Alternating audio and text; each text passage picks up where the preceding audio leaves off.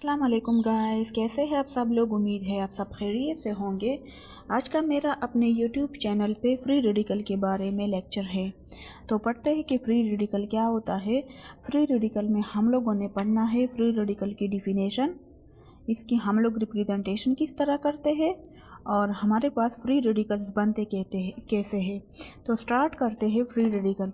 Free radicals are atoms are group of atoms that have the single mean unpaired electron or odd number of electron in an outer shell with no charge. It is represented by putting a dot over the species, for example H dot, Cl dot, CH3 dot, etc. Free radicals are formed by the homolytic fusion equal breakage of the bond between two atoms. For example, the chlorine molecule first forms chlorine free radical. यहाँ पे दो chlorine है, ये दो free radical बनाए हुए है। यही फ्री रेडिकल जो है क्लोरीन वाला फर्दर मीथेन के साथ रिएक्ट करके मिथाइल फ्री रेडिकल बनाता है और हमारे पास HCl बनाता है। ठीक है। Free radical is very reactive species that doesn't exist independently. The CH3 dot is very reactive and react with another Cl2 molecule to form chloromethane and Cl dot again. CH3 dot plus Cl2 to produce CH3Cl plus Cl dot. अब अगर इस book वाले example को यहाँ पे मैं explain करना चाहूँ, हमारे पास एक क्लोरीन मॉलिक्यूल है, उसकी हमारे पास जो स्ट्रक्चर रिप्रेजेंटेशन है वो कुछ इस तरह से होती है। क्लोरीन के हमारे पास आउटर मोस्ट शेल्स में कितने इलेक्ट्रॉन होते हैं? 7 इलेक्ट्रॉन होते हैं। ठीक है। तो वो अपनी इस ऑक्टेट रूल को फिलअप करने के लिए इसे एक इलेक्ट्रॉन की ज़रूरत होती है।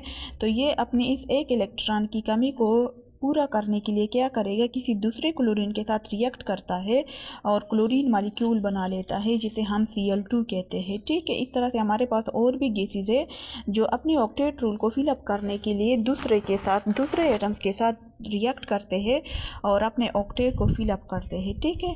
तो यहाँ पे क्या होते हैं, एक क्लोरीन के इलेक्ट्रॉन को मैंने डॉट से रिप्रेजेंट किया है, दूसरे क्लोरीन के इलेक्ट्रॉन को मैंने क्रॉस से रिप्रेजेंट किया है।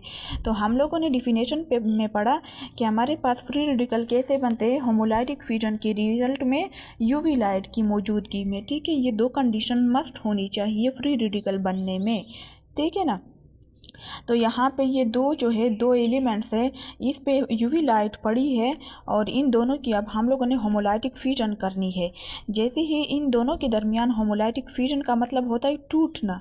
ठीक है, तोड़ना। किसी मॉलिक्यूल को जब हम लोग तोड़ देते हैं यूवी लाइट की मौजूदगी में, तो हमारे पास जो है इस क्लोरीन के जो मॉलिक्यूल यहाँ पे इलेक्ट्रॉन है जो डार्ट वाले हैं वो इसके पास आ जाएंगे और दूसरे क्लोरीन के जो इलेक्ट्रॉन है वो उसके पास चले जाएंगे।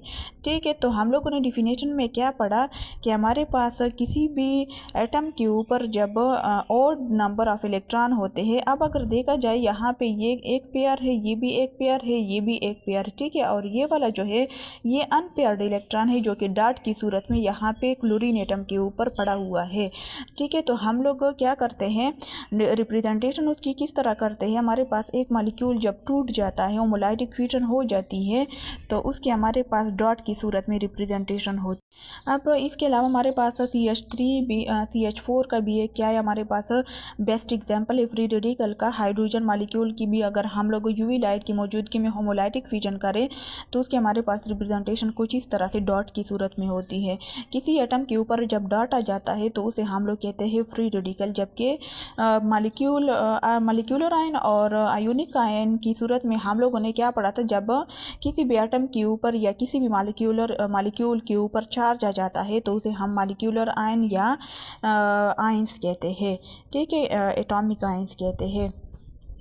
अब यहाँ पे इसके ऊपर चार्ज नहीं है बल्कि इसके ऊपर डॉट आया है, तो इसका मतलब ये है कि हमारे पास फ्री रेडिकल बने हैं। ठीक है। अब ये फ्री रेडिकल हमारे पास जो बने हैं इसकी हम लोगों ने रिप्रेजेंटेशन कर ली और फॉर्मेशन भी कर ली कि हमारे पास बनते किस तरह है, होमोलाइटिक फ्यूजन और यूवी लाइट की मौजूदगी में। ये फ्री रेडिकल बहुत ज़्यादा अनस्टेबल होते हैं, बहुत ज़्यादा रिएक्टिव होते हैं और ये क्या कर देते हैं, मीथेन मॉलिक्यूल यानी कि एक दूसरे गैस मॉलिक्यूल के साथ, मीथेन क्या है, हमारे पास एक गैस मॉलिक्यूल होता है। ठीक है। जैसे हम लोग घरों में कंबस्शन के लिए यूज़ करते हैं, जिसे गैस कहते हैं।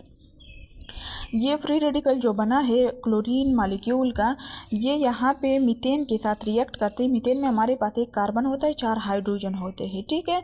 और यहाँ पे ये वाला जो है, ये इन कार्बन और हाइड्रोजन के दरमियान होमोलाइटिक फ्यूजन कर देते हैं यूवी लाइट की मौजूदगी में, जिसके रिजल्ट में हमारे पास क्या होता है, ये क्लोरीन फ्री रेडिकल जो बना है ये इस हाइड्रोजन को रिप्लेस कर देता है और हाइड्रोजन जो है एज अ फ्री रेडिकल यहाँ पे बन जाता है, ठीक है।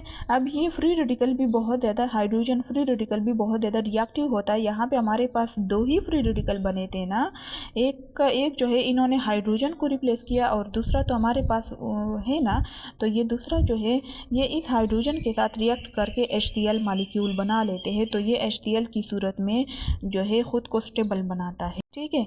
अब ये इस तरह से हमारे पास क्या है, ये इस तरह से क्लोरीन मॉलिक्यूल की यूवी लाइट में होमोलाइटिक फ्यूजन होती रहती है और हमारे पास ऐसे free radicals, chlorine free radicals और हाइड्रोजन फ्री रेडिकल्स बनते जाते हैं, ठीक है।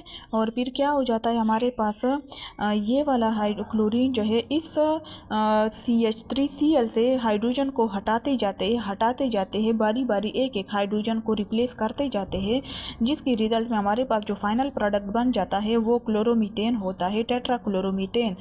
इस तरह से उसका स्ट्रक्चर फार्मूला है। टेट्राक्लोरोमीथेन इसलिए कहते हैं क्योंकि इसमें हमारे पास 4 क्लोरीन होते हैं और 4 के लिए हम लोग टेट्रा का वर्ड यूज़ करते हैं, ठीक है।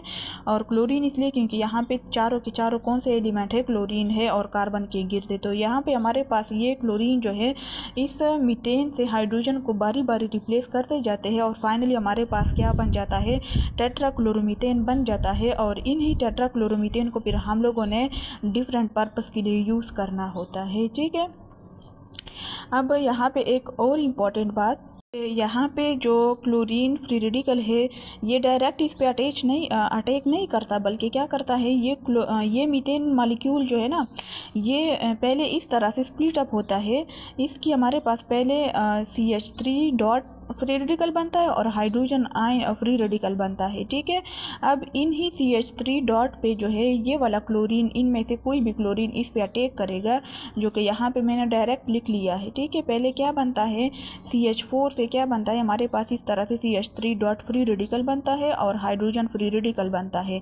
फिर इन्हीं CH3 डॉट फ्री रेडिकल पे जो है इनमें से कोई भी क्लोरीन अटैक करता है और ये क्लोरीन, और इनमें से जो एक क्लोरीन है वो फिर इन्हें हाइड्रोजन के साथ रिएक्ट करके HCl बनाता है, ठीक है। तो इस तरह से हमारे पास क्या है, फ्री रेडिकल्स क्या होते हैं, किसी भी मॉलिक्यूल की जब होमोलाइटिक फ्यूजन होती है यूवी लाइट की मौजूदगी में, तो हमारे पास फ्री रेडिकल बनते हैं, ठीक है। आयंस नहीं कह सकते क्योंकि आयंस जो है उनके ऊपर चार्ज होता है, जबकि ये हमारे पास इनके ऊपर चार्ज नहीं होता, बल्कि ये क्या होते हैं, न्यूट्रल होते हैं। न्यूट्रल मतलब इसके ऊपर कोई चार्ज नहीं होता, ना पॉजिटिव का ना नेगेटिव का, ठीक है। और इनकी रिप्रेजेंटेशन हम लोग किस तरह करते हैं, डॉट की सूरत में एटम के ऊपर या मॉलिक्यूल के ऊपर हम लोग छोटा सा डॉट लगाते हैं और फिर हम लोग समझ लेते हैं कि हमारे पास क्या है, फ्री रेडिकल बना हुआ है, ठीक है। इसके आगे हमारे पास क्या है, फॉर्मेशन किस तरह होती है। फॉर्मेशन बहुत ही सिंपल है, यूवी लाइट जैसे ही पड़ेगी किसी भी मॉलिक्यूल पे तो उनके हमारे पास इस तरह से स्प्लिट अप होगी। दूसरी बात यहाँ पे क्या पढ़ा हम लोगों ने कि हमारे पास जो ये फ्री रेडिकल बनते हैं ना, ये हमारे पास ओड नंबर में होते हैं, ठीक है। फॉर एग्ज़ाम्पल अगर हम लोग क्या करें, हाइड्रोजन मॉलिक्यूल की स्प्लिट अप करना चाहे तो हमारे पास क्या होंगे, इसकी इस तरह से हमारे पास स्प्लिट अप होगी, बिल्कुल इस तरह से यहाँ पे बनेगा इस तरह से फ्री रेडिकल प्लस एक दूसरा फ्री रेडिकल। तो हमारे पास जो है फ्री रेडिकल हमारे पास ओड नंबर में ही इलेक्ट्रॉन को एग्जिस्ट करेंगे। हमारे पास किसी भी एटम के ऊपर या इलेक्ट्रॉन 1 होगा या तुम्हारे पास 3 हो सकते हैं, 5 होंगे, ठीक है। इस तरह से 5 भी हो सकते हैं, 7 होंगे एंड सो ऑन। तो इस तरह से किसी भी एटम्स के ऊपर हमारे पास नंबर ऑफ़ इलेक्ट्रॉन्स कितने होने चाहिए, number of electrons odd number में ही होनी चाहिए। जबकि आयंस की सूरत में हमारे पास इलेक्ट्रॉन्स पेयर्स में होते हैं, चाहे हमारे पास पॉजिटिव वाला केटायन ही क्यों ना हो या हमारे पास नेगेटिव वाला आयन ही क्यों ना हो, हमारे पास नंबर ऑफ़ इलेक्ट्रॉन्स क्या होते हैं, नंबर ऑफ़ इलेक्ट्रॉन्स हमारे पास पेयर्स में होते हैं। ठीक है। जबकि फ्री रेडिकल के केस में हमारे पास जो है नंबर ऑफ इलेक्ट्रॉन्स क्या होते हैं, अनपेयर्ड होते हैं और ये ओड की सूरत में पाए जाते हैं और पेयर्स की सूरत में एग्जिस्ट नहीं करते। तो आज के लेक्चर में हम लोगों ने क्या पढ़ा, definition of free radical, representation of free radical किस तरह करते हैं, फॉर्मेशन ऑफ फ्री रेडिकल किस तरह होती है और फ्री रेडिकल हम लोग बनाते क्यों हैं, बिकॉज हमारे पास जब एक फाइनल प्रोडक्ट बन जाता है तो उसको हम लोग वेरियस पर्पस के लिए यूज़ अप करते हैं। ठीक है, आज का लेक्चर इधर ही ख़त्म हो रहा है। कोई भी कन्फ्यूजन हो तो आप लोग कमेंट में ज़रूर पूछिएगा। अपना बहुत सारा ख्याल रखना, दुआओं में याद रखना। अल्लाह हाफिज़।